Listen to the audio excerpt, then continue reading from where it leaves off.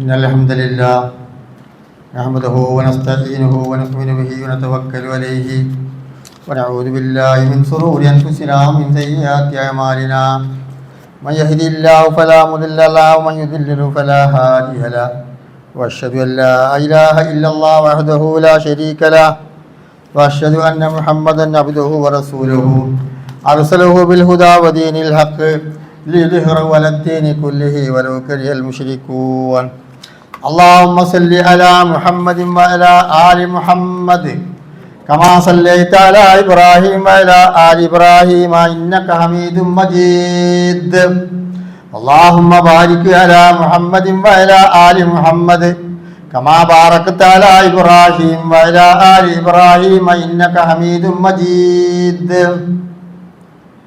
أما بعد فإن خير الكلام كلام الله وخير الهدي هدي محمد صلى الله عليه وسلم وشر الأمور محدثاتها وكل محدثة بدعة وكل بدعة ضلالة وكل ضلالة في النار أيها الإخوان والأخوات أوصيكم عباد الله ونفسي أولا بتقوى الله يا أيها الذين آمنوا اتقوا الله حق تقاته ولا تموتن إلا وأنتم مسلمون يا أيها الناس إنا خلقناكم من نفس واحدة وخلق منا زوجها وبث منهما رجالا كثيرا ونساء واتقوا الله الذي تساءلون به إن الله كان عليكم رقيبا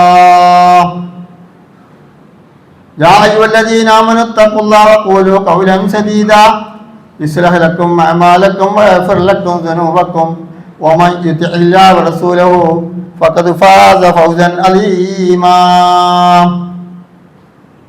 أعوذ بالله من الشيطان الرجيم بسم الله الرحمن الرحيم قد أفلح المؤمنون الذين هم في صلاتهم خاشعون والذين هم عن اللغو معرضون للزكاة فاعلون رب اشرح لي صدري ويسر لي أمري واحلل عقدة من لساني يفقهوا قولي. പ്രിയമുള്ള സഹോദരന്മാരെ സഹോദരിമാരെ സത്യവിശ്വാസികളെ സത്യവിശ്വാസിനികളെ പ്രപഞ്ചനാഥനായ അള്ളാഹുവിൻ്റെ എല്ലാ വിധിവിലക്കുകളും ജീവിതത്തിൻ്റെ എല്ലാ മേഖലകളും സൂക്ഷിച്ചുകൊണ്ട് ജീവിക്കണേ എന്ന് സ്വന്തം ശരീരത്തോടുന്നതുപോലെ നിങ്ങളോട് ഞാൻ ആദ്യമായി ഉപദേശിക്കുകയാണ്. അള്ളാഹുവിൻ്റെ എല്ലാ കൽപ്പനകളും നമ്മുടെ ജീവിതത്തിൻ്റെ എല്ലാ മേഖലകളും സൂക്ഷിച്ചുകൊണ്ട് ജീവിച്ച് ആഖിബത്ത് നന്നായി ഈമാൻ കിട്ടി മരിക്കുവാൻ അള്ളാഹു നമ്മെ എല്ലാവരെയും അനുഗ്രഹിക്കുമാറാവട്ടെ. സഹോദരന്മാരെ, നമ്മൾ പഠിച്ചുകൊണ്ടിരിക്കുന്നത് ഖബറിൽ നിന്ന് മനസ്സിലേക്കുള്ള യാത്ര 12 വിഭാഗത്തിലെ ഒരു വിഭാഗമാണ് കഴിഞ്ഞ ഖുതുബയിൽ പഠിച്ചത്. അയൽവാസികളെ ഉപദ്രവിച്ച ആൾക്കാർക്ക് കിട്ടുന്ന ശിക്ഷ. രണ്ടാമത്തെ വിഭാഗം യഹ്സുന മിൻ ഖുബൂരിഹിം, ഖബറിൽ നിന്ന് അവരെ ഒരുമിച്ച് കൂട്ടും. വലാ സൂറത്തിൽ ഖനാസീർ, ഖിൻസീർ എന്ന് പറഞ്ഞാൽ പന്നീനർത്ഥം, കൽബ് എന്ന് പറഞ്ഞാൽ നായനർത്ഥം. പന്നിയുടെ വേഷത്തിൽ, പന്നികളുടെ രൂപത്തിൽ കുറേ ആൾക്കാർ എവിടൊക്കെ ഖബറുകളുണ്ടോ, രണ്ടാമത്തെ ഊത്തുത്തുമ്പളേ എവിടൊക്കെ ഖബറുകളുണ്ടോ അവിടെ നിന്നൊക്കെ ഇങ്ങനെ കൂട്ടം കൂട്ടമായി ഇങ്ങനെ പോകും.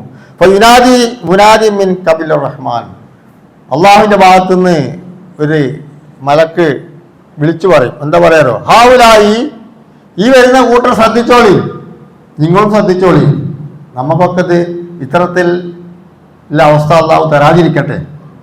ഹാവുലായി അല്ലദീന യതഹാവത്തൂന അൻ സ്വലാത്തി, നിസ്കാരത്തെ നിസ്സാരമാക്കുക എന്നതിൻ്റെ അർത്ഥം. നിസ്കാരം ഉപേക്ഷിക്കാൽ മാത്രം നിസ്സാരാക്കുക. ചില നിസ്കരിക്കാത്ത ആൾക്കാരോട് ചോദിച്ചാലും അവന് നിസ്കരിക്കണം എന്നൊക്കെ ഉണ്ടാവും, അതിനോട് ഇങ്ങനെ നിസ്സാരാക്കുക. ചില ആൾക്കാർ പറയും, എന്ത് നിസ്കാരം, എനിക്ക് ന്യായം പോയിട്ടില്ല ചോദിച്ചു നിസ്കാരത്തിനായി. അങ്ങനത്തെ ആൾക്കാരെ ഖബറിൽ നിന്ന് മഹ്ശറിലേക്ക് ഉള്ള എഴുന്നള്ളിപ്പ് പന്നികളെ പോലെയാണ്. ഇനി നമുക്ക് നമസ്കാരത്തിൻ്റെ മറ്റുള്ള സെഷനിൽ കടക്കുന്നതിന് മുമ്പ് ഈ ഹദീസിൻ്റെ മറ്റൊരു ഭാഗം കൂടിയും ചില കിതാബുകളിലൊക്കെ ഉണ്ട്, ദുർറത്തുൻ നാസിയിലൊക്കെ ഉണ്ട്. എന്താണല്ലോ, ഒരിക്കൽ നബി സല്ലല്ലാഹു അലൈഹി വസല്ലം തങ്ങൾ വന്നിട്ട് ഒരു കുട്ടി വന്ന് പറഞ്ഞു, കരഞ്ഞു. എന്താ പറഞ്ഞത്, എൻ്റെ വാപ്പ മരിച്ചിരിക്കുകയാണ്, ആരും കഫൻ ചെയ്യാനും കുളിപ്പിക്കാനും കബറടക്കാനും വരുന്നില്ല. അന്ന് നബിയോട് നബി ജീവിച്ചിരിക്കുമ്പോഴുള്ള സംഭവമാണ് കേട്ടോ. ഈ ഹദീസ് പറഞ്ഞ നബി ഇത് നബി സല്ലല്ലാഹു അലൈഹി വസല്ലം നേരിട്ട് അള്ളാഹ് കാണിച്ചു കൊടുക്കുകയും ചെയ്തു. അതായത് രണ്ടും കൂട്ടിയാണ് നമസ്കാരത്തിന് ഫളായിലേക്ക് പോകാൻ. ആരും വാപ്പാടെ ജനാദന്റെ അടുത്തേക്ക് അടുക്കണില്ല എന്ന് പറഞ്ഞ് ഈ കുട്ടി വന്ന് കരഞ്ഞു. വലിയ ഇബാദത്തൊന്നും വായിക്കാൻ സമയമല്ല. അങ്ങനെ നബി സല്ലല്ലാഹു അലൈഹി വസല്ലം തങ്ങൾ അബൂബക്കർ സിദ്ദീഖ് റളിയല്ലാഹുവിനെയും ഉമർ ഇബ്നു ഖത്താബ് റളിയല്ലാഹുവിനോടും പോയിട്ട് ആ കുട്ടിയുടെ പിതാവിൻ്റെ ജനാസ കുളിപ്പിച്ചെന്ന് കബറിളക്കി പോയിരുന്നതാണ്. അങ്ങനെ അവർ ആ വീട്ടിൽ കയറി ചെന്നു. വീട്ടിൽ കയറി ചെന്ന് മയ്യത്ത് ഇങ്ങനെ കിടക്കുന്നുണ്ട്. മയ്യത്തിൻ്റെ മുഖം എടുത്ത് തുണി മാറ്റി നോക്കുമ്പോൾ പന്നിയുടെ രൂപത്തിലാണ്. അതുകൊണ്ട് ആരും അടുക്കാത്തത്. പന്നിയുടെ രൂപത്തിൽ കവർന്ന് വരുന്നപ്പോൾ നമ്മൾ പഠിക്കാൻ പോകുന്നുള്ളൂ. ഈ മനുഷ്യൻ്റെ ജനാസ പന്നിയുടെ രൂപത്തിലാണ്. അപ്പം അവരും പേടിച്ചു. അവർ നേരെ നബി സല്ലല്ലാഹു അലൈഹി വസല്ലം തങ്ങളുടെ അടുത്തേക്ക് തിരിച്ചു വന്നു. നബിയോട് സംഭവങ്ങൾ പറഞ്ഞു. അപ്പം പിന്നെ നബി സല്ലല്ലാഹു അലൈഹി വസല്ലം തങ്ങൾ തന്നെ നേരെ ആ ജനാസ കബറടക്കാൻ വേണ്ടി വന്ന് നബി സല്ലല്ലാഹു അലൈഹി വസല്ലം തങ്ങൾ നോക്കുമ്പോഴും ഈ മരിച്ചു കിടക്കുന്ന ഈ മനുഷ്യൻ പന്നിയുടെ രൂപത്തിലാണ് കേട്ടോ. അങ്ങനെ നബി സല്ലല്ലാഹു അലൈഹി വസല്ലം തങ്ങൾ അവിടെ വെച്ച് ദുആ ചെയ്തു അള്ളാഹുവിനോട്. അള്ളാഹുവിൻ്റെ പ്രവാചകൻ ദുആ ചെയ്താൽ അള്ളാഹു സ്വീകരിക്കാതിരിക്കുമോ? അപ്പം തന്നെ പഴയതുപോലെ ആ മനുഷ്യനായി, ആ മയ്യത്തായി, സന്തോഷമായി കുടുംബങ്ങൾക്കൊക്കെ.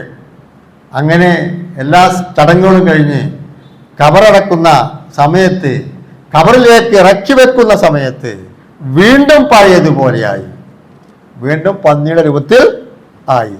അപ്പോൾ ഈ കുട്ടിയോട് നബി സല്ലല്ലാഹു അലൈഹി വസല്ലം തങ്ങൾ ചോദിച്ചു, യാ ഷാബ് അയ്യു അമലിൻ കാന യഅമലു അബൂക ഫി ദുനിയ, എൻ്റെ വാപ്പ എന്തൊക്കെയായി ദുനിയാവ് ചെയ്തെന്ന് ചോദിച്ച് പറഞ്ഞാന്ന് ചോദിച്ചു.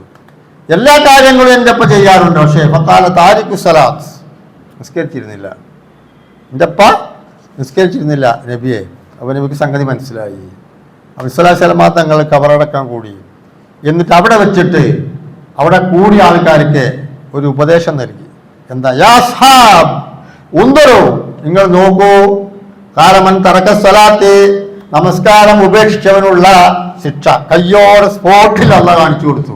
ഇങ്ങോട്ടല്ല ഇപ്പൊ കബറിന്ന് ഇങ്ങോട്ടാ വരുന്നത് കേട്ടോ. ഇത് ആദ്യം പറഞ്ഞിട്ടുണ്ടായിരുന്നു. നമസ്കരിക്കാത്തവർക്കുള്ള ശിക്ഷയാണ് അള്ളാഹ് ഇവിടെ കാണിച്ചല്ലോ. ഇനി വേറെ പരലോകത്തിലേ പോണുള്ളൂ നരകമൊക്കെ. അതുകൊണ്ട് ഇവരിഞ്ഞ് ഖിയാമത്ത് നാളിൽ പുനരുദ്ധാരണ ദിവസത്തിൽ രണ്ടാമത്തെ ഊത്തൂതുമ്പോൾ പഠിക്കണേ ആയത്ത്, കബറിൽ നിന്ന് എഴുന്നേറ്റ് വരികയും വരുന്നത് വരെ ഈ പന്നിയുടെ രൂപത്തിലായിരിക്കും. മസലുൽ ഖിൻസീർ അസ്വദ്, കറുത്ത ഒരു പന്നിയുടെ രൂപത്തിലായിരിക്കും എന്ന് നബി സല്ലല്ലാഹു അലൈഹി വസല്ലം തങ്ങൾ അവിടെ വെച്ച് പഠിപ്പിച്ചു കൊടുത്തു. അത്തരക്കാരാണ് കബറിൽ നിന്നിപ്പോൾ രണ്ടാമത്തെ വിഭാഗം. ഒന്നാമത്തെ ഇതാം അയൽവക്ക ബന്ധമില്ലാത്ത ആൾക്കാര്. യുഹ്സുന മിൻ ഖുബൂരിഹിം സൂറത്തുൽ ഖനാസീർ, പന്നികളുടെ രൂപത്തിൽ ആയിരുന്നു. അപ്പൊ ഇനി ഈ നമസ്കാരത്തിനെ കുറിച്ച് നമുക്ക് അതിൻ്റെ ശ്രേഷ്ഠത കുറച്ച് എല്ലാം പറയാൻ കഴിയില്ല. ഈ കുത്തുബയിൽ ഒക്കെ ഓരോ വിഷയമായിട്ട് പറയേണ്ടതാണ്. കത് അഫ്ലൽ മുഅ്മിൻ, ഞാൻ ആ ചോദ്യത്തെ കേൾപ്പിച്ച ആയത്തതാണ്. കത് അഫ്ലൽ മുഅ്മിനൂൻ അല്ലദീന ഹും ഫീ സലാത്തിഹിം ഖാശൂൻ. അതാണ് ആദ്യം മനസ്സിലാക്കേണ്ടത്. നിസ്കരിക്കണം ഒക്കെ ഉണ്ട് നമ്മൾ. കത് അഫ്ലൽ മുഅ്മിനൂൻ, സത്യവിശ്വാസികൾ തീർച്ചയായും വിജയിച്ചു എന്നതിൻ്റെ അർത്ഥം കേട്ടോ. അതിൽ സംശയമൊന്നും വേണ്ട. കത് എന്നാണ് അതിൻ്റെ അർത്ഥം. കത് അഫ്ലഹൽ മുഅ്മിനൂൻ, മാലിന്റെ ഈ ഫീലിന്റെ മുമ്പിൽ കത് വന്നാൽ എങ്ങനെ അർത്ഥം ഉണ്ടെന്ന്. കത് അഫ്ലഹൽ മുഅ്മിനൂൻ, സത്യവിശ്വാസികൾ തീർച്ചയായും വിജയിച്ചിരിക്കുന്നു. അല്ലദീന ഫീ സലാത്തിഹിം ഖാശിഊൻ, അവർ അവരുടെ നമസ്കാരങ്ങൾ ഭയഭക്തന്മാരാണ്. വല്ലിദീനഹും അനിൽ ലഹവി മുഅ്രിദൂൻ, എന്ത് വിനോദങ്ങളാവട്ടെ നമസ്കാരത്തിന്റെ സമയമായി കഴിഞ്ഞാൽ യാതൊരു വിട്ടുവീഴ്ചയുമില്ലാതെ തഖ്വയോടുകൂടി ഭക്തിയോടുകൂടി നമസ്കരിക്കുന്നവരാണ് അവർ. ആ കൂട്ടത്തിൽ അള്ളാഹു നമ്മളെ പെടുത്തട്ടെ. അങ്ങനെ ഖുശൂഉള്ള നമസ്കാരം നമസ്കരിക്കുക. നമസ്കാരത്തിന്റെ ശ്രേഷ്ഠ സൂറത്തിൽ മുഅ്മിനിൽ പറഞ്ഞ രണ്ട് ആയത്താണ് ഞാൻ നിങ്ങളെ ഓതിക്കേൾപ്പിച്ചത്. ഇനി ഈ നിസ്കാരം എന്ന് പറയുന്നത് നമുക്ക് മാത്രമുള്ളതല്ല. ഞാൻ പലതവണ പറഞ്ഞിട്ടുണ്ട്. നുബുവത്തിന്റെ 8ാമത്തെ വർഷമാണ് നമസ്കാരം നിർബന്ധമാക്കിയത്.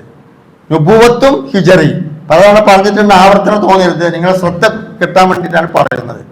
നുബുവത്ത് എന്ന് പറഞ്ഞാൽ തങ്ങൾ അതിന്റെ 8 വർഷം കഴിഞ്ഞിട്ട് മക്കയിൽ നിന്ന് നിർബന്ധമാക്കിയ അമലാണ് നമസ്കാരം. ബാക്കിയുള്ളതൊക്കെ മദീനത്ത് ചെന്നിട്ടാണ്. നോമ്പും ഹജ്ജൊക്കെ പഠിക്കാൻ പറ്റും. അങ്ങനെ നുബുവത്തിന്റെ 8ാം വർഷം ഈ നമസ്കാരം നിർബന്ധമാണ്. അപ്പോൾ ഈ നമസ്കാരം നമുക്ക് മാത്രമുള്ളതല്ല എന്ന് ഖുർആനിലേക്ക് ഇറങ്ങിച്ചെന്നാൽ ഒരുപാട് ആയത്തോടെ നമുക്ക് മനസ്സിലാക്കാൻ കഴിയും. നമുക്ക് മാത്രമുള്ള കാര്യം ഒന്നു നമുക്ക് മാത്രമേ ഉള്ളൂ. കുളി ആദം നബി സ്വല്ലല്ലാഹു അലൈഹി വസല്ലം മുതൽക്ക് പഠിപ്പിച്ചു തന്നതാണ്. ബാങ്കും നമുക്ക് മാത്രമേ ഉള്ളൂ. നിസ്കാരം എല്ലാവർക്കും ഉണ്ട്. അത് 5 നേരമാണെന്നില്ല, എല്ലാവർക്കും.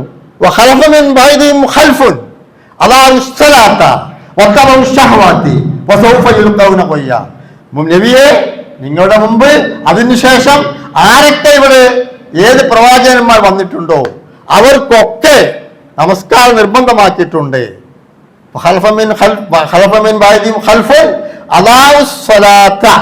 അവരൊക്കെ അല്ലാഹു നഷ്ടപ്പെടുത്തി, നിസ്കരിച്ചില്ല. അല്ലാഹു എന്നാണ് അതിന്റെ അർത്ഥം. അല്ലാഹു നഷ്ടപ്പെടുക, അല്ലാഹു സലാത്ത. ഇങ്ങോട്ടോ വത്തബൗ ഷഹവാത്തി, അപ്പോഴാണ് സൽക്കർമ്മങ്ങൾ ചെയ്യാതെ തോന്നുക.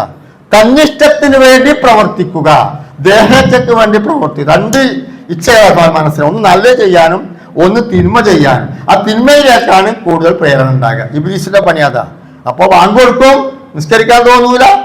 ഷഹവാത്ത് എന്തൊക്കെ ഉണ്ടോ വേണ്ടാവൃത്തി, അതിനൊക്കെ പിന്തുടർന്ന ആൾക്കാർ.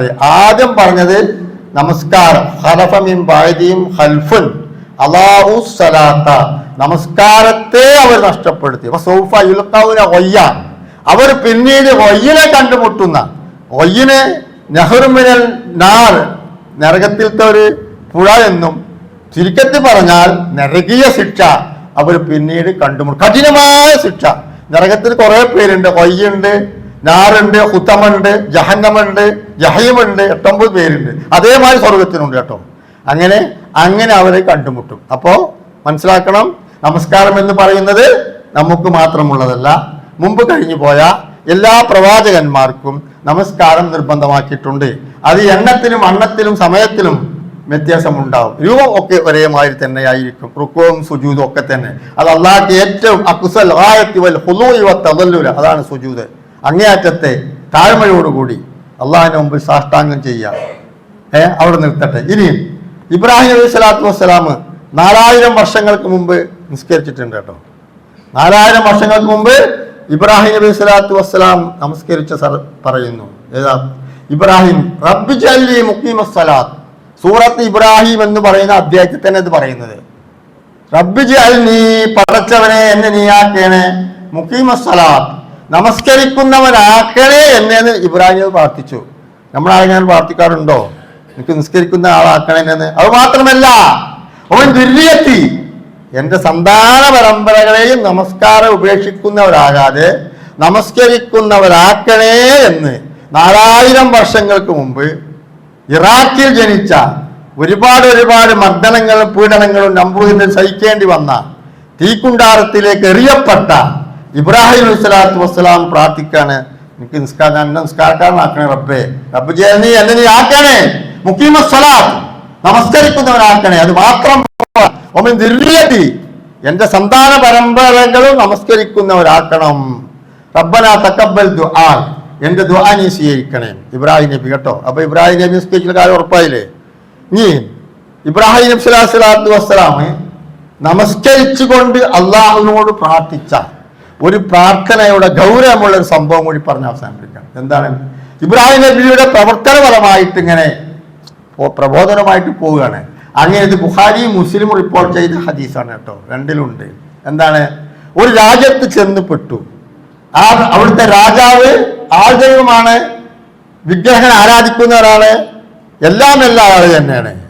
ആ നാട്ടിൽ ചെന്നപ്പെട്ടപ്പോൾ ഇബ്രാഹിം സ്വല്ലല്ലാഹു അലൈഹി വസല്ലമിന്റെ കൂടെ ഭാര്യയുണ്ട്, സാറ. ഭാര്യയും ഭർത്താവാണ്. അവിടെ സാറ നല്ല ജമീലത്തായിരുന്നു, ഭംഗിയുള്ള ഒരു സ്ത്രീ ആയിരുന്നു. അപ്പോൾ സംസാരമായി. ഏതോ അപരിചിതനും ഭാര്യയും നമ്മളെ നാട്ടിലെത്തിയിട്ടുണ്ട്. അദ്ദേഹത്തിന്റെ ഭാര്യ ആവട്ടെ വളരെ സുന്ദരിയുമാണ്. ഇബ്രാഹിം അലൈഹി സ്വലാത്തു വസ്സലാമിന്റെ ശ്രദ്ധയിൽ ഇത് പെട്ടു. ആ നാട്ടില് ധിക്കാരിയായ രാജാവ് ഇതറിഞ്ഞിട്ടുണ്ട്. രാജാവിന്റെ ആൾക്കാർ പറഞ്ഞു, അങ്ങേക്ക് വേണ്ടതാണ്, ഈ നാട്ടിൽ ഒരു സുന്ദരിയായ ഒരു സ്ത്രീ എത്തിയിട്ടുണ്ട്, അപ്പൊ അങ്ങേക്ക് അവകാശപ്പെട്ട അങ്ങനെ നിയമം. അപ്പോൾ ഇബ്രാഹിം സ്വലാത്തു വസ്സലാം പറഞ്ഞു, ഇബ്രാഹിം നബി 3 കളവ് പറഞ്ഞു എന്ന ഹദീസ് കൊണ്ട് സ്ഥാപിതമായിട്ടുണ്ട്. ഒന്ന്, തൻ്റെ യുവത്വത്തിൽ താൻ ജനിച്ചു വളർന്ന നാട്ടിൽ എല്ലാവരും പൂരത്തിന് പോവുക, ഉത്സവത്തിന്. ഇപ്പം ഞങ്ങളുടെ പൂരത്തിന്റെ ഉത്സവത്തിന്റെ ഉറുഷിന്റെ കാലമാണല്ലോ. പൂരത്തിന് പോയാലും ഉറുഷിന് പോയാലും അവിടെ എന്താണോ അവിടെ പ്രതിഷ്ഠ, എന്താണോ അവിടെ അന്ത്യവിശ്രമം കൊള്ളുന്നത്, അവരെ പ്രീതിപ്പെടുത്തുവാനുള്ള ഒരു ആഘോഷത്തിന്റെ ഭാഗമാണത്. അതിന് സത്യം അത് ഞാൻ നേരത്തെ പറഞ്ഞു, അതിൽ ലഹരി മോചിലൂൻ അത്രയും വിരോധങ്ങൾ എന്നൊക്കെ സത്യവിശ്വാസി ഒഴിഞ്ഞു മാറണം അതിന്റെ അർത്ഥം കേട്ടോ. അങ്ങനെ ഇബ്രാഹിം നബി സ്വലാത്തു വസ്സലാമിനെ വിളിക്കാതെ ഉറു അവരുടെ ഇത് കാണാൻ ആഘോഷത്തിന് പോകാം. അപ്പൊ ഇബ്രാഹിം നബി പറഞ്ഞു, ഇന്നീ സഖീമുൻ, ഞാൻ രോഗിയാണ്, എനിക്ക് പോരാൻ വയ്യാറ്. അതെന്തിനാണ്? അതിന് രക്ഷപ്പെടാൻ വേണ്ടി പറഞ്ഞതാണ്. ആ പൂജയിൽ നിന്ന്, ആ ആഘോഷത്തിൽ നിന്ന് രക്ഷപ്പെടാൻ വേണ്ടി പറഞ്ഞ കളവാണ് ഒന്ന്. രണ്ടാമത്തെ കളവ് എന്താണ് പറഞ്ഞത്? ഒരിടത്ത് ആരാധിക്കുന്ന ഒരു ദേവാലയം, നിറയെ വിഗ്രഹങ്ങൾ, ചെറുതും വലുതും, ഇഷ്ടപ്പെട്ടതിനെ ആരാധിക്കും. ഇബ്രാഹിം നബി വരെ പലനിലക്ക് വിളിച്ചിട്ടും അവർ ഉത്തരം നൽകുന്നില്ല, മർദ്ദനങ്ങൾ മാത്രമാണ്. ഇബ്രാഹിമിന്റെ യുവത്വം ഫത്തൻ ഇബ്രാഹിം, ഇബ്രാഹിമിനെ പറഞ്ഞ് പറയുന്നത് യുവാവായ ഇബ്രാഹിം. അപ്പോൾ ഒരു മഴ കൊണ്ട് എല്ലാ വിഗ്രഹങ്ങളെയും തച്ചുടച്ചു എന്നാണ്, ചെറിയ വിഗ്രഹങ്ങളൊക്കെ. എന്നിട്ട് വലിയ വിഗ്രഹത്തിന്റെ ചുമലിൽ ആ മഴ വെച്ചു. എല്ലാവരും വന്നു നോക്കുമ്പോൾ ഇബ്രാഹിം ഈ വിഗ്രഹങ്ങളൊക്കെ തച്ചുടച്ചിട്ടുണ്ട്. ഈ ഹീനകൃത്യം ചെയ്യാൻ നമ്മുടെ രാജ്യത്ത് ഇതിനൊക്കെ എതിർക്കുന്ന ഒരു വ്യക്തിയുണ്ട്, അവനെയാണ് പിടികൂടേണ്ടത്. അവനെ രാജാവിന്റെ മുമ്പിൽ ഹാജരാക്കിയപ്പോൾ അയാൾ പറഞ്ഞു, അത് വലിയ ആളായിരിക്കും ചെയ്തിക്കുക, അയാളെ കയ്യിലല്ലേ മഴു. അങ്ങനെ ഒരു നുണയും പറഞ്ഞു. രണ്ടാമത്തെ നുണ കേട്ടോ. മൂന്നാമത്തെ നുണ ഇവിടെ പറയുന്നത്, സാറായോട് പറഞ്ഞു, നിന്നോട് ചോദിച്ചാൽ നീ എൻ്റെ ഭാര്യയാണെന്ന് പറയണ്ട, നീ എൻ്റെ സഹോദരനാണ്, ഞാൻ നിന്റെ സഹോദരനും നീ എൻ്റെ സഹോദരനും. അപ്പൊ തന്നെ ഇബ്രാഹിം പറഞ്ഞത് അജീസ് തന്നെ പറയുന്നു, ഇന്നമൽ മുഹുന്നഹിവ, സത്യവിശ്വാസികളൊക്കെ സഹോദരന്മാരാണല്ലോ, അങ്ങനെ പറഞ്ഞാൽ മതി. എന്തോ ആവട്ടെ, രാജാവിൻ്റെ ആൾക്കാര് ഈ സാറായെ തട്ടിക്കൊണ്ടുപോയി രാജാവിന് കാഴ്ചവെക്കാൻ പോവുകയാണ്. ഇവരുടെ കയ്യിൽ ഒന്നുമില്ല, ആളില്ല, സന്നാഹങ്ങളില്ല, ശക്തിയില്ല, ആരുമില്ല. എല്ലാവർക്കും, അവർക്കും നമ്മൾക്കും എല്ലാവർക്കും എപ്പോഴും ഉണ്ടാവുന്ന ഒരു സഹായം നമ്മുടെ കയ്യിൽ എപ്പോഴും ഉണ്ടാവണം. ആ ആയുധം നമ്മുടെ കയ്യിലുണ്ടെങ്കിൽ നമുക്ക് എവിടെയും രക്ഷപ്പെടാം. സത്യവിശ്വാസികളുടെ ആയുധം കത്തിയല്ല, തോട്ടല്ല, ബോംബല്ല, ശത്രുക്കളല്ല, സൈന്യങ്ങളല്ല, പട്ടാളമല്ല. സത്യവിശ്വാസിയുടെ ആയുധം ആരാണെന്നറിയോ? പ്രാർത്ഥന. പ്രാർത്ഥനയാണ് സത്യവിശ്വാസിയുടെ ആയുധം. ഏത് നിർദ്ദേശത്തിലും ഒരുപാട് പഠിക്കണം അതിനെക്കുറിച്ച്. ഏത് നിർദ്ദേശഘട്ടത്തിലും ആ പ്രാർത്ഥന നമ്മളെ കയ്യിൽ ഉണ്ടാവണം. ആ പ്രാർത്ഥിക്കാട്ടോ. അസ്ലാഹുൽ മുഅ്മിൻ അദ്ദുആ. സത്യവിശ്വാസിയുടെ ആയുധം പ്രാർത്ഥനയാണ്. ഇബ്രാഹിം സ്വലാത്തു വസ്സലാം പറഞ്ഞു സാറായോട്, പേടിക്കാതെ പൊയ്ക്കോ, അവൻ എന്നെ ഒന്നും ചെയ്യൂല, പൊയ്ക്കോ എന്ന് പറഞ്ഞു.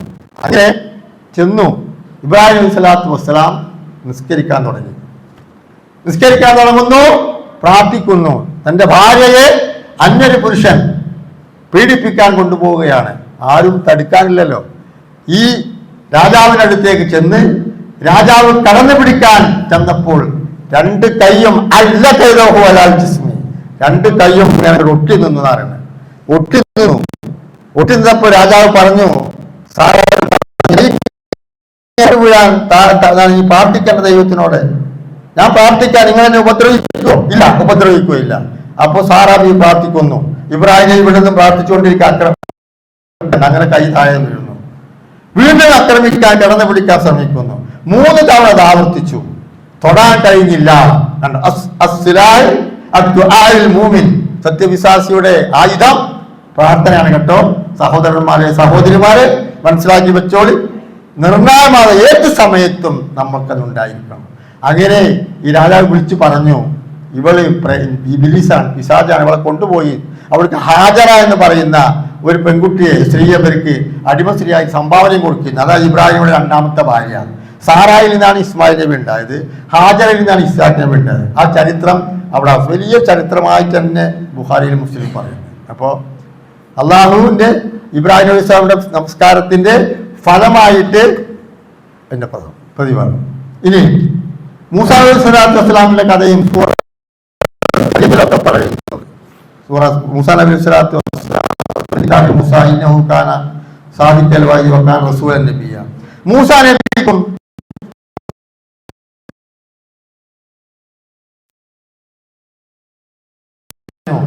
യാ റസൂലല്ലാഹ് സനൈതു, ഞാൻ വ്യഭിചരിച്ചു,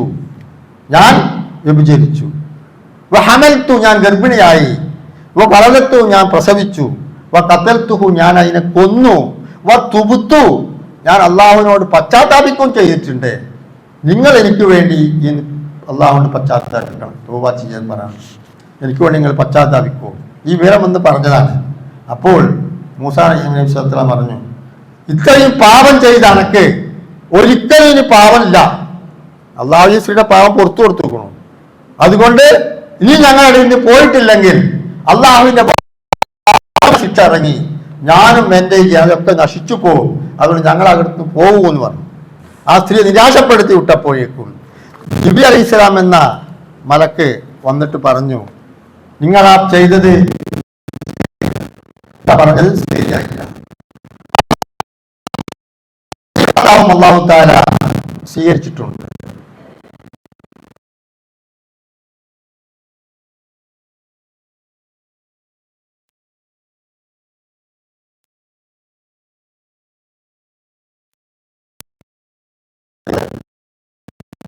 നിങ്ങൾക്ക് നിർബന്ധ നമസ്കാരമുണ്ടല്ലോ, അത് നിസ്കരിക്കുന്ന കൂട്ടത്തിലുണ്ട്. ആ വ്യഭിചരിച്ചത് അല്ലാഹു തആല പുറത്തു കൊടുത്തു. ആ തൗബ നിങ്ങൾ ഈ നിസ്കരിക്കാത്ത ആൾക്കാർക്കൊക്കെ പാടെ വീതിച്ചു കൊടുത്തായിരിക്കും. അതുകൊണ്ട് അവരെ നിങ്ങൾ അങ്ങനെ പറഞ്ഞയച്ചു. മനസ്സിലാക്കേണ്ടത് എന്താന്ന് വെച്ചാൽ നമസ്കാരത്തിന്റെ ഗൗരവമാണ്. ഇനി ഈസാ നബി സ്വല്ലല്ലാഹു അലൈഹി വസല്ലം ചരിത്രം നമ്മൾ പഠിച്ചു. ആ ഈ കൂട്ടത്തിൽ പറഞ്ഞല്ലേ, അജാൽനി മുബാറകം ഐനമാ കുന്തു, നമസ്കാരം കൊണ്ട് എനിക്ക് ഉപദേശിച്ചിട്ടുണ്ട്.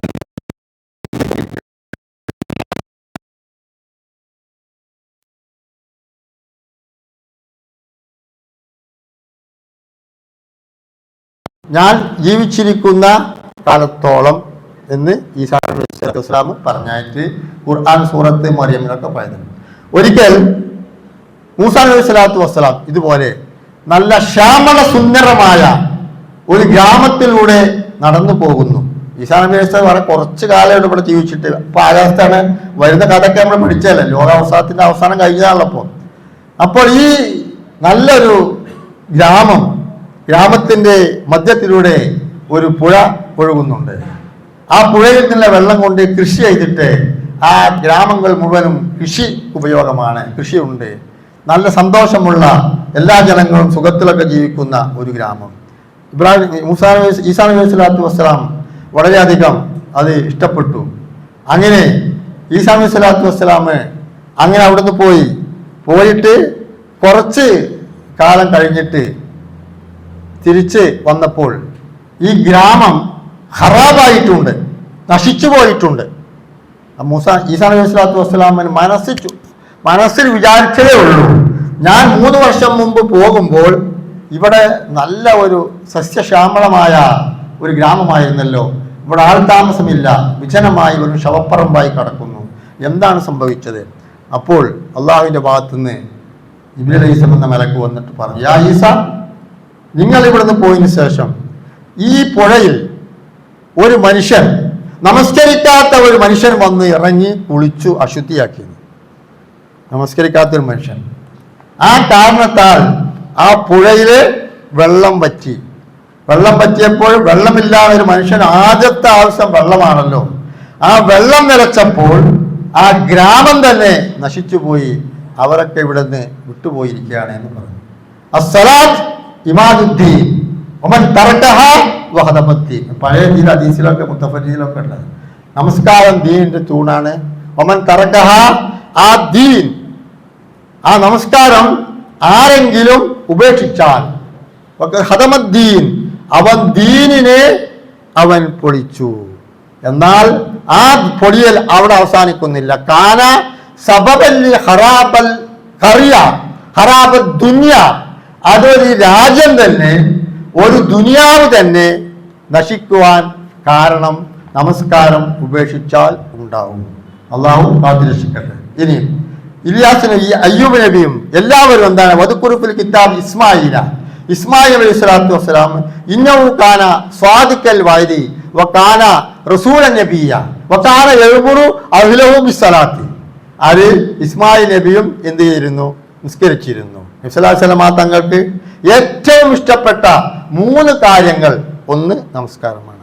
യാ ബിലാൽ അഖിമിസ് സലാത്ത അർഹന ബിഹ, നമ്മൾ നമസ്കരിക്കുക, കൺ കുളിർമ നേടുക എന്ന് നബി സല്ലല്ലാഹു അലൈഹി വസല്ലം തങ്ങൾ എപ്പോഴും പറഞ്ഞിരുന്നു.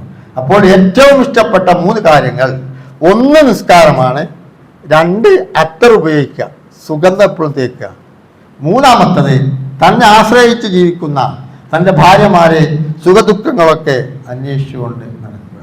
മഅ്സർ ചെല്ലുമ്പോൾ ഫി ജന്നാത്തി മതസാഅലൂന അനിൽ മുജ്രിമീൻ, സ്വർഗവാസികൾ നരകവാസികളെ കുറിച്ച് ചോദിക്കും. മാ സലക്കക്കും ഫി സഖർ, സഖർ എന്ന് പറയുന്ന ഈ നരകത്തിൽ നിങ്ങൾ പ്രവേശിക്കുവാനുള്ള കാരണം എന്താണ് എന്ന് ചോദിക്കുമ്പോൾ ഖാലു, അവർ പറയും, ലം നക്കും മിനൽ മുസല്ലീൻ, ഞങ്ങൾ ആരും തന്നെ നമസ്കരിച്ചിരുന്നില്ല, അതുകൊണ്ടാണ് ഞങ്ങൾക്ക് ഈ ശിക്ഷ അനുഭവിക്കേണ്ടി വന്നത്. അതുകൊണ്ട് ഇൻഷാ അല്ലാഹ് ബാക്കി ഇനിയും കുറച്ച് കാര്യങ്ങൾ അടുത്ത ഖുതുബയിൽ പറയാം. നമസ്കാരം എന്ന് പറയുന്നത് ഒരിക്കലും ഏത് അമലാണ് അല്ലാഹ് ഏറ്റവും ഇഷ്ടപ്പെട്ടത്? ആദ്യം ചോദ്യം ചെയ്യപ്പെടുന്നത് തന്നെ, ആദ്യത്തെ ഹിസാബ് നമസ്കാരത്തിന്റെ ഫയലാണ് ആദ്യം എടുക്കുക. അതിൽ ഇവൻ പൂർണ്ണ വിജയം നേടിയിട്ടുണ്ടെങ്കിൽ അവിടുന്ന് അങ്ങോട്ടുള്ള എല്ലാവരും തന്നെ ഐസറ, എളുപ്പമായിരിക്കും. അക്കൂട്ടത്തിൽ അള്ളാഹു നമ്മെ എല്ലാവരെയും ഉൾപ്പെടുത്തുമാണ്. വഅലാ ആലിഹി വസഹബി അജ്മഈൻ. യാ അയ്യുഹല്ലദീന ആമനൂ തഖുല്ലാഹ ഹഖ തുഖാതി വലാ തമൂതുന്ന ഇല്ലാ വഅൻതും മുസ്ലിമൂൻ. സത്യവിശ്വാസിനികളെ, അള്ളാഹുവിൻ്റെ വിധിവിലക്കുകൾ ജീവിതത്തിൻ്റെ എല്ലാ മേഖലകളിലും സൂക്ഷിച്ചുകൊണ്ട് ജീവിക്കണേ എന്ന് സ്വന്തം ശരീരത്തിടുന്നത് പോലെ നിങ്ങളോട് ഞാൻ ഒരിക്കൽ കൂടി ഉപദേശിക്കുകയാണ്. ഇനി നമസ്കരിച്ചാൽ ഇപ്പോൾ ഖബറിൽ നിന്ന് എഴുന്നേൽക്കുന്നതാണല്ലോ കണ്ടത്. ഇനി അടുത്ത് നമ്മൾ പഠിക്കേണ്ടത് നമസ്കാരത്തിന് ഷർത്തിൽപ്പെട്ടതാണ്. ഇതിൻ്റെ ബാക്കിയായി എടുക്കാം. ഒന്നാമത്തത് യുർഫഉ അൻഹു ലീഖുൽ ഐസ്, പരലോകത്ത് തന്നെ നരകത്തെക്കുറിച്ച് പറഞ്ഞ ഉടനെ സ്വർഗം, അതാണ് ഖുർആന്റെ ശൈലി തന്നെ. അപ്പോൾ ഈ ലോകത്ത് നിന്ന് തന്നെ പ്രതിഫലം കിട്ടും. എന്താണ് ലീഖുൽ ഐസ്? അവന്റെ ജീവിതത്തിൽ വിഷമങ്ങളും ബുദ്ധിമുട്ടുകളും ഒന്നും ഉണ്ടാവില്ല കേട്ടോ. ശരിബുക്ക് മുറപ്രകാരം നമസ്കരിച്ചോളിയും ഈ ലോകത്ത് നിന്ന് തന്നെ അള്ളാഹു അതിന്റെ പ്രതിഫലം നൽകും. ലീഖുൽ ഐസ്, കുടിശായ ജീവിതം ഉണ്ടാവില്ല. വിശാലമായ എല്ലാ നിലക്കും സുഖസന്ധരമായ ഒരു ജീവിതം അള്ളാഹു തആല പ്രദാനം ചെയ്യും. രണ്ടാമത്തത്, നമ്മളെ ഖബറിലെ ശിക്ഷയാണ് പഠിച്ചത്. ഖബറിലെ ശിക്ഷയിൽ നിന്നും അവനെ രക്ഷപ്പെടാൻ ശരിക്കുള്ള നമസ്കാരമായിരിക്കണം.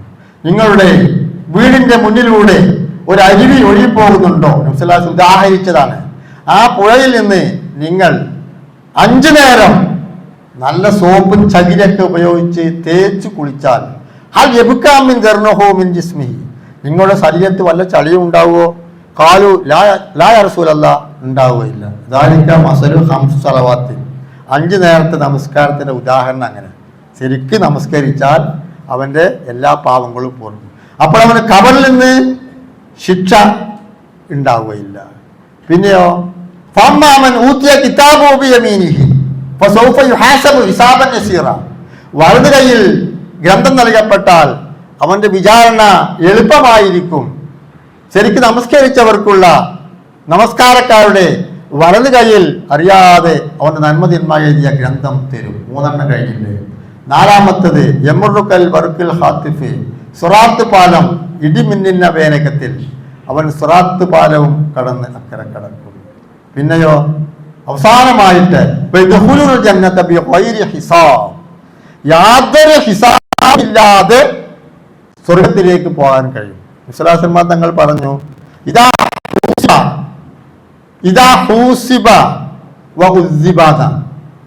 ആരും തന്നെ അള്ളാഹുവിന്റെ മുമ്പിൽ ചെന്ന് ഒരു വിചാരണക്ക് വിധേയമാക്കപ്പെട്ടവൻ ശിക്ഷിക്കപ്പെടുന്ന, അപ്പോൾ അത്ര ഉണ്ടാകുമ്പോൾ നന്മയും തിന്മകളൊക്കെ ഉണ്ടാകുക. അള്ളാഹു നല്ലൊരു വിചാരണ നടത്തിയാൽ, ഹിസാബ് നടത്തിയാൽ ശിക്ഷിക്കപ്പെടും. അപ്പോൾ ശരിക്കും നമസ്കരിച്ച ആൾക്കാര് ആ ഫയലിൽ വിജയിച്ചിട്ടുണ്ടെങ്കിൽ അവരെന്തുണ്ടാവും? വിചാരണ കൂടാതെ സ്വർഗത്തിലേക്ക് പ്രവേശിക്കാം. എന്ത് വേണമെന്നറിയ ഞങ്ങള്? ലാ ഈമാൻ ലിമൻ ലാ സലാത്ത ലഹു. നിസ്കരിക്കാത്തവന് ഈമാൻ ഇല്ല. ഈമാൻ ഇല്ലാത്തവണ് നിസ്കരിക്കാത്തത്. ഈമാൻ എന്ത് ചെയ്യും? നിസ്കരിക്കും. അതാണ് ഖദ് അഫ്ലഹൽ മുഅ്മിനൂൻ. ഒതു ഇല്ലാത്തവന് നിസ്കാരവുമില്ല. ലാ സലാത്ത ലഹു ലിമൻ ലം വുദൂ. ഒതു ഇല്ലാത്തവന് നമസ്കാരവുമില്ല. അപ്പോൾ ഇതൊക്കെ കേട്ടു, പലതും നമ്മൾ കേട്ടതിൻ്റെ ബാക്കി ഇൻഷാ അല്ലാഹ് അടുത്ത ആഴ്ച പറയാം. പലതും കേട്ടു. ആരെങ്കിലും അറിഞ്ഞുകൊണ്ടോ അറിയാതെയോ നമസ്കാരത്തെ ഉപേക്ഷിക്കുന്നുണ്ടെങ്കിൽ സ്വന്തം വീട്ടിൽ നന്നാക്കുക. എന്നിട്ട് വീട്ടുകാരോട് പറയാ, നമസ്കരിക്കാത്തവന് എൻ്റെ വീട്ടിൽ നിന്ന് പച്ചവെള്ളം കൊടുക്കാൻ പാടില്ല. കർമ്മശാസ്ത്ര പണ്ഡിതന്മാർ എഴുതി വെച്ചിരിക്കുക 2 മസ്തല പറഞ്ഞ് അവസാനിപ്പിക്കട്ടോ. ഒന്ന് തന്നെയാണ് എന്ത്? ഒരു യാത്രക്കാരൻ പോകുന്നു, അവൻ്റെ അടുത്ത് ഒരു കുപ്പി വെള്ളമുണ്ട്, അവൻ്റെ കൂടെ അവൻ്റെ ഒരു സഹയാത്രകനും ഉണ്ട്. യാത്രക്കാരനാവട്ടെ ഇവൻ നമസ്കരിക്കും, മറ്റുള്ളവൻ നമസ്കരിക്കുകയും ഇല്ല. ഈ സമയത്ത് ഒരു നായ ദാഹിച്ച് നാവ് തൂക്കിയിട്ട് വരണ്ട് ഇവന്റെ മുമ്പിലേക്ക് വരികയാണ്.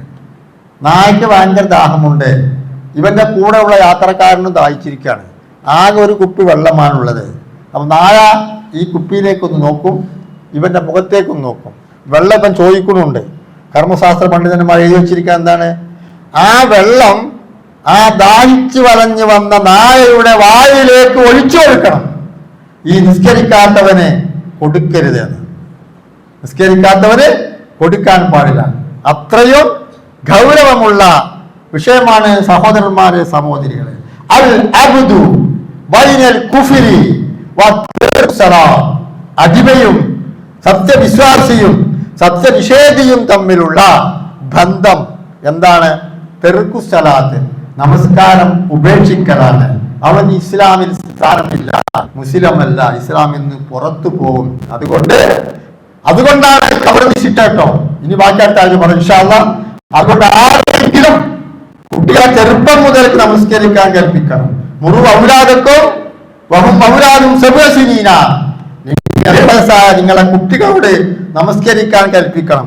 ഇത് ഉസ്താദുമാരെ മദ്രസയിൽ നിന്ന് പഠിപ്പിച്ചു കൊടുക്കുന്നുണ്ട്. ആ 10 വയസ്സായ വഹും ഔലാദും അശറസിനീന. 10 വയസ്സായ നമസ്കരിച്ചില്ലെങ്കിൽ അടിച്ചു വരുമ്പോൾ, വീട്ടിൽ വരുമ്പോൾ 70 വയസ്സായ മാതാപിതാക്കളും കുടുംബങ്ങളോ മറ്റുള്ളവരും നമസ്കരിക്കുന്നില്ല. അപ്പൊ കുട്ടികൾക്ക് തോന്നും ഇത് ഉസ്താദ് വെറുതെ പഠിപ്പിച്ചു തന്നാണ്.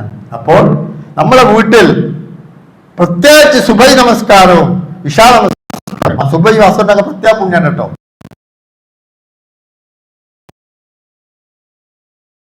ഹൈറും എന്നെ ഒന്ന് കേട്ടാൽ പരിസരത്ത് നടത്താൻ പറ്റുന്നവരൊക്കെ വന്നു നമ്മുടെ